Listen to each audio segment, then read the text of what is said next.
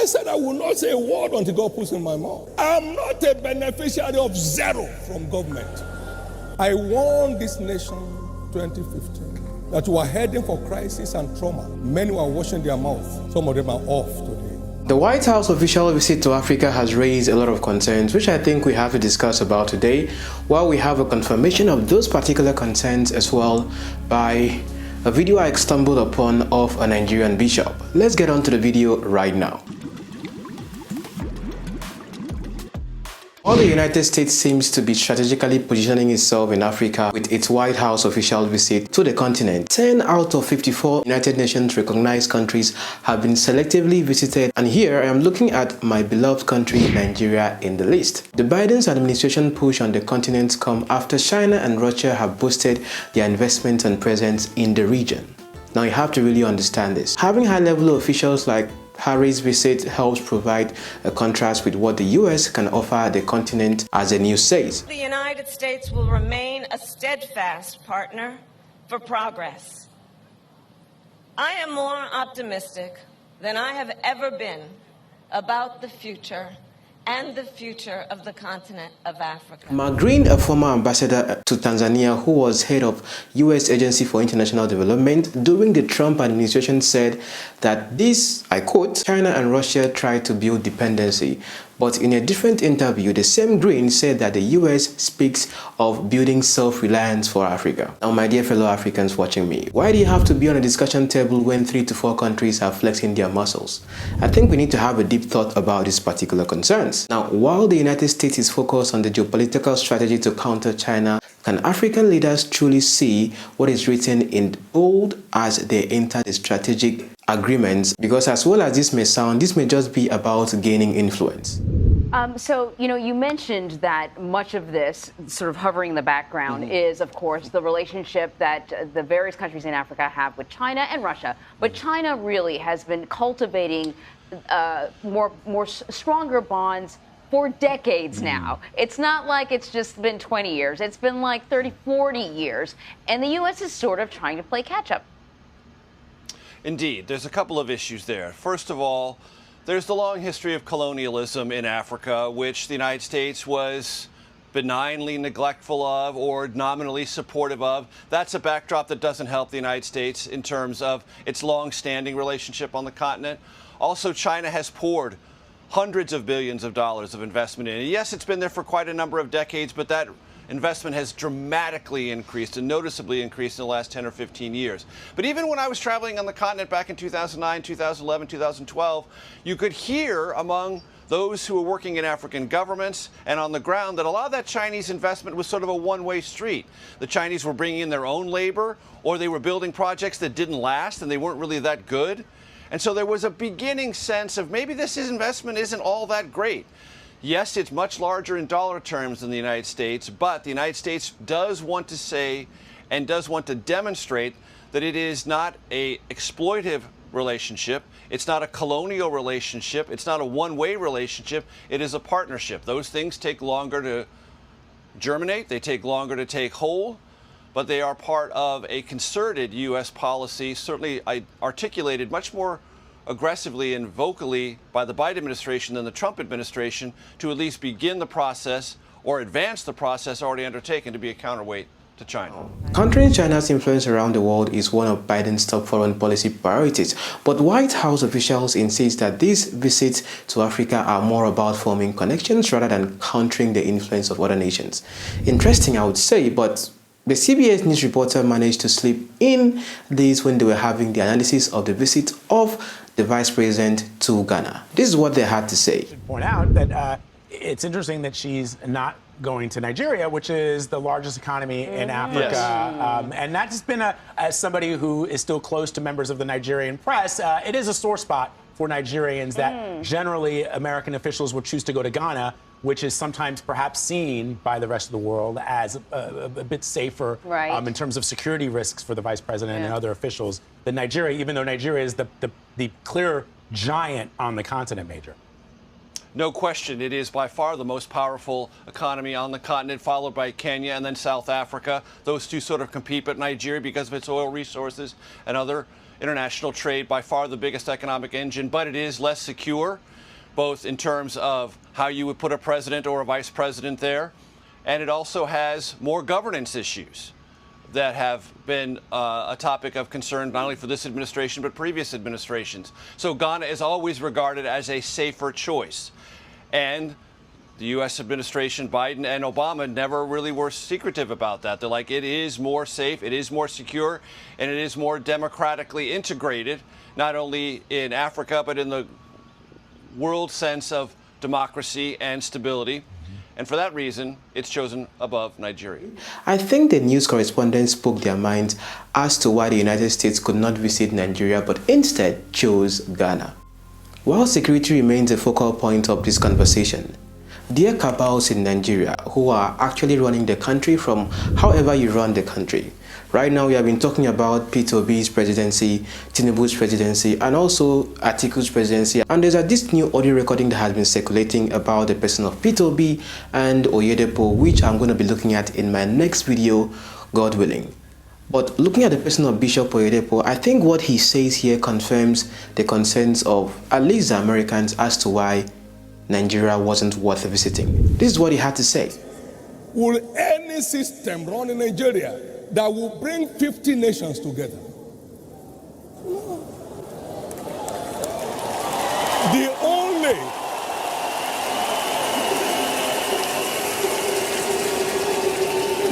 only thing of value to the world today is the church in Nigeria.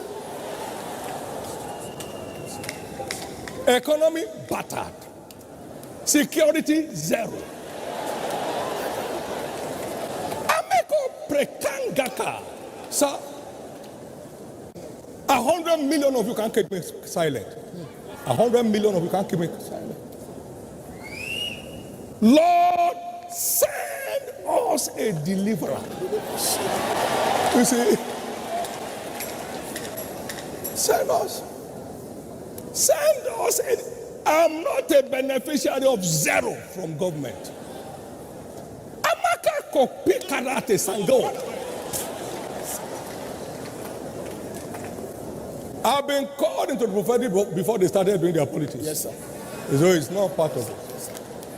Mapa, there's nothing I've said about this land that has failed.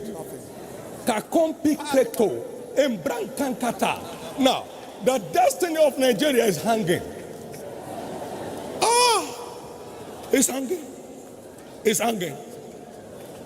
The money distributors are busy distributing. Yes, they are never tired. Ameko praketanora. Church all over the world. Diaspora, in Sapora, wherever you are. You love Nigeria. Lift up your voice. God, send us a deliverer and give us rest again. I couldn't watch a human being being set on fire. I couldn't watch it. But I told you 2015, you are bargaining for trauma without knowing. We are long overdue for rest. This land is long overdue for rest.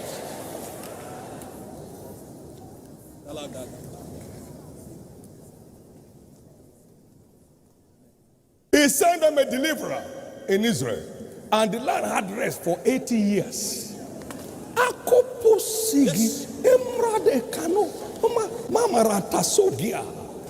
I'm not a politician, I'll never be one. Never. I'll never carry a box for people to vote for me. Never. Never. Never. I've left that realm, sir. No, long time. Never. Long time. But this land must have rest. Must. Nigeria must have rest. You should be able to travel to Kano and be at peace. Yes, sir. Travel to Maiduguri and be at rest. Yes, sir. Go on the road and be peaceful. Yes, sir. Yes, sir. Many don't care what happens to nobody. Yes, sir. They don't care. Ameko tisi grianoga. Not for nothing. I had been quiet. I said I will not say a word until God puts in my mouth. And I was praying one day, said, what the land needs is a deliverer. The Lord told me, life. Right now, we have a big time congress going on, redemption camp, with multitudes from outside the country. There are many, many conferences in Nigeria today. It is the church giving a face of honor to Nigeria. I know. We are at peace, they are in crisis. We are at peace. But we want the well-being of every mortal man in this country. And as the Lord lives, as we pray, the deliverer will emerge. Now, it's easy for us to look at the figureheads when you look at the situation of the country.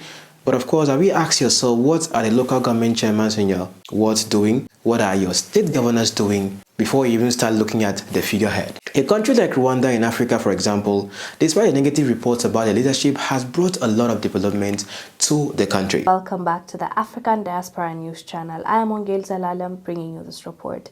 Today's report comes from Rwanda. President Paul Kagame has ordered an immediate deportation of 18 Chinese nationals from Rwanda. President Kagame said, quote, the 18 investors were found guilty of mistreating Rwandan workers and grabbing land on which they operated their business. Africa is for Africans. We can't be slaves in Africa. We don't tolerate the nonsense of discrimination here. Rwanda is for Africans and those who mean well for us. I am directing the 18 Chinese investors to leave Rwanda immediately and must never return. Rwandan people must enjoy their rights in their country. Let this be a lesson to the remaining Chinese investors. This is a strong message towards foreign investors in Rwanda, and what he's saying is clear and simple. If you don't treat our people right, if you don't play by the rules, if you don't act accordingly, you are going to be deported, you are going to be kicked out, and you are no longer going to have the business you had in this country, which is a great message to send, because for so long Africans have been mistreated in their own lands because of the governments just allowing it to go on in the name of investment, in the name of getting more money, in the name of we don't want to mess with our relationship with those foreign countries. But now Rwanda clearly has sent a clear message, and the message speaks for itself. I don't know if you know about that. Now, I don't know if you have witnessed the things that are happening in Uganda with regards to the LGBTQ community and what the Ugandan president Museveni had to stand on. Imagine the same situation happening in Ghana and what the president of Ghana had to say. Madam Vice President, you have made clear that the message of this trip is centered on a collaborative future. At the same time, the Biden administration committed to calling out any foreign government that advanced anti-gay legislation or violates human rights. All three of the countries that you are visiting on this trip have advanced or proposed anti-gay legislation. Ghana has proposed a bill that would imprison those that engage in same-sex intercourse. Gay sex remains a crime in Tanzania, and same-sex relationships are outlawed in Zambia. What have you said to the president and plan to say to other leaders on this trip about this crackdown on human rights? I'll start. I have raised this issue, and let me be clear about where we stand. First of all, for the American press who are here, you know that a great deal of work in my career has been to address human rights issues, equality issues across the board, including as it relates to the LGBT community.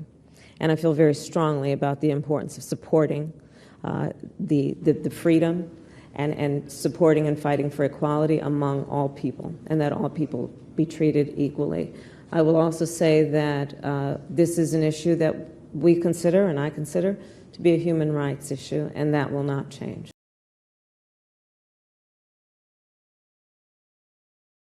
Interesting. Even though that raised a lot of concerns also in the country, it just makes it more interesting that this video is something I'm going to be looking at next also in my future videos as I look at the church's stand on the LGBTQ community as we discuss some other Christian conversations right here. So looking at Nigeria as a country and even its number one, if I would say, or number two, or most respected religious leader, Bishop David Oyedepo, speaking about what the country is being celebrated for, what the country is being known for, talking about Christianity being one of its greatest exports, or would I say, what brings a good name to the country, and other things dying. I have asked myself a question: who are the ones sitting in the churches as Christians? Because whether you like it or not, the situation of the country and how the country appears to be in general is also based on the people in the country. Now, of course, it's easy for us to point hands at leadership because, of course, the leaders are the gatekeepers as to what gets to happen in the country and how the country is being perceived. But to a great extent, the people also have a role to play. Take, for example, the issue of the Naira scarcity that happened recently. It was still Nigerians that were the ones selling the monies at the POS. It was still Nigerians that were also part of the hardship as well. So understanding this right now, you see that we, the people, to some extent also contribute to the problem. Elijah, send down fire. Are you proud as a Nigerian or maybe as an African that this is what you are known for? While other countries are there discussing on how to geopolitically position themselves in the continent because they're flexing their muscles amongst each other, who is stronger and who should have more control over the continent. Are we going back into that colonial mindset whereby that the West will sit down and share Africa on how they want to control and influence us as a continent? I think right now we are in the 21st century and shouldn't be thinking like years gone by. But looking at what is happening right now with the world powers, talking about Russia and talking about China and talking about the US, I think it's important for you also as an audience to pay attention to these things happening, not just things happening in the church setting where your minds are just close to your church, but when you move and step away from church to the outside world, you deal with reality, and that reality you deal with outside the church environment is your country, is your continent, is your identity. And it's left for you and I to shape that identity to what we want it to be by the way we live, move, and have our being. Elijah, send down fire.